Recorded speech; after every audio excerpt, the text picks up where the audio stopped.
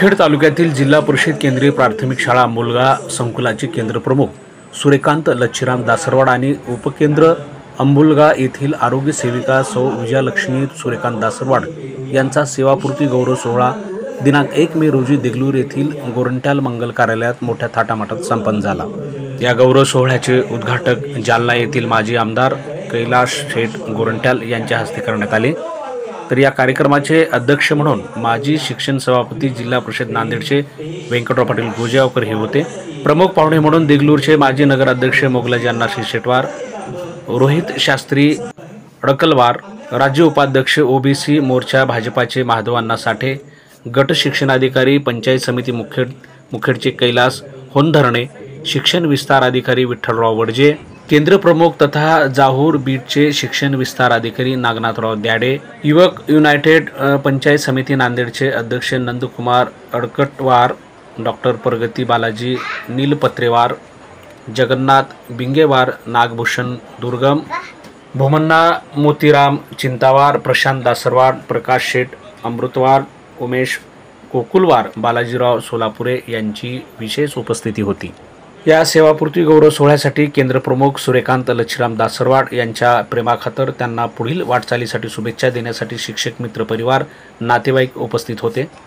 या कार्यक्रमाचे भारदस्त सूत्रसंचालन बिलाडी येथील मुख्याध्यापक आकाश राजुरे आणि जाहूर हायस्कूलचे सहशिक्षक व्यंकट श्रीराम शिरंजी पालवार यांनी केले। आणि ज्यांचा आपण या ठिकाणी सेवापूर्तीचा कार्यक्रम आपण सत्कार करतो,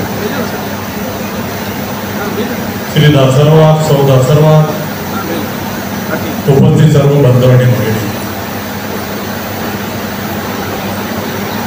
कार्यक्रमाला खूप वेळ झालेला आहे पण आज लग्नाची तिथी आहे आणि अतिशय ज्यांनी 37-38 वर्ष ज्यांनी काम केलं, ज्या पवित्र क्षेत्रामध्ये शिक्षण क्षेत्रामध्ये ज्यांनी काम केलं, मी जवळून पाहिलं।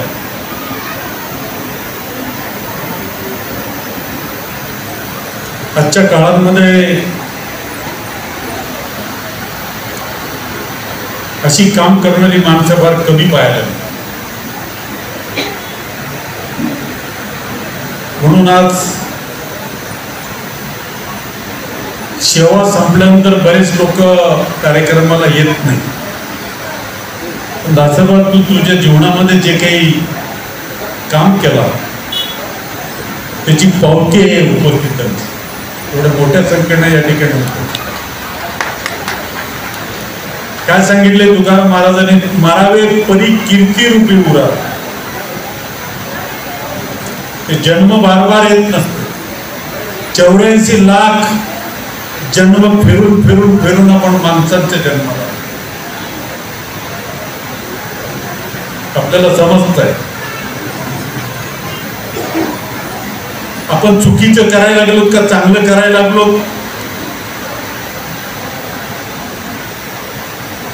ज्या सरकारने आपल्याला सर्वसामान्य झोपडीत राहणाऱ्या मुलांना, लहान लहान कोमल मुलांना घडवण्याचं काम आपल्याला ज्या हातामध्ये दिलं, प्रामाणिकपणानं जर आपण काम केलं आणि एखादा झोपडीतला विद्यार्थी जर IAS झाला, IPS झाला, क्लासरूम ऑफिसर जर झाला,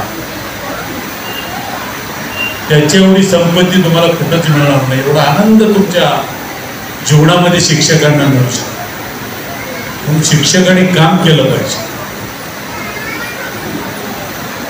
इतकं काम केलं दासरवाड, आज प्रेमानं तुमचे सासरे प्रत्येक दोघालाही 1-1 तोळ्याची अंगठी, आता तू सांगितलं लग्नात, अरे आम्हाला लग्नात नाही आतापर्यंत मिळालं नाही। खरंच चिंतावर साहेबांचं मन खूप, आमच्या सरांचं खूप मोठं मन आहे। आमचा जावई कर्तबगार, मुलगी कर्तबगार, लोक त्या गावातले नाव घेतात की बाबा तुमचे जावई आणि मुलगी खूप चांगलं काम करतात। मी चिंतावर सरांना फार जवळून ओळखतो, ते सांगितलं आपल्या भाषणामध्ये त्यांनी, मुख्याध्यापकाच्या वेळी चोरी झाली, पगार सगळी चोरीला गेली. सकाळी 6:30 वाजता माझ्याकडे आले. आता काय करावं विचार करा. हे कोणी सोडवण्याची ताकद नाही. एकदा आता इथं बरेच शिक्षक आहेत, तुमची पगार जर चोरीला गेली तर परत प्रशासन देते. मी आमच्या फायनान्स ऑफिसरला बोलवलं, शिक्षण अधिकाऱ्याला बोलवलं. मी म्हणलं यांना ॲडव्हान्स द्या. विदिन 12 तासाच्या आत त्यांना सर्व पगाराचा ॲडव्हान्स करायला. आजपर्यंत त्याचे एक काम राजकारणामध्ये केलं पाहिजे. जे माणूस दुःखी येते, अडचणीचा माणूस आहे, त्याच्यासाठी आपण काम केलं पाहिजे. आम्ही कशासाठी?